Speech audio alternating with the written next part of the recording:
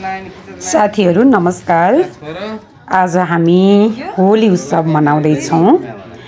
रङहरूको पर्व होली जुन फागुन महिनामा पर्छ। अब यो समय पनि न त गर्मी न त चिसो, एकदमै सुइटेबल समय छ।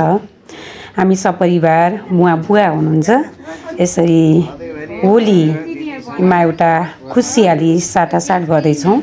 मलाई लाग्छ यो होली पर्वले पहिलो कुरा त पारिवारिक माया ममता, एउटा पारिवारिक एकता सद्भाव बढाउन सहयोग गर्छ भन्ने लाग्छ। धेरै साथीभाइ बिच पनि एउटा सोसल इन्ट्रेक्सन गर्न, सामाजिक सद्भाव माया ममता बढाउन पनि यसले त्यतिकै महत्त्वपूर्ण रोल खेलेको हुन्छ। होली भनेपछि बच्चा बच्चीदेखि युवा युवतीसम्म यो सबैलाई मनपर्ने पर्व हो।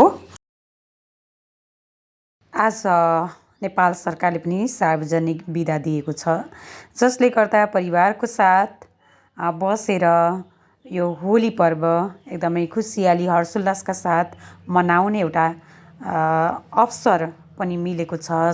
साथीहरू, हजुरहरू सबैलाई होलीको शुभकामना। मेरो यो युट्युब च्यानललाई चाहिँ सब्सक्राइब गरिदिनु होला। धन्यवाद, नमस्कार, बाई बाई, सी यू।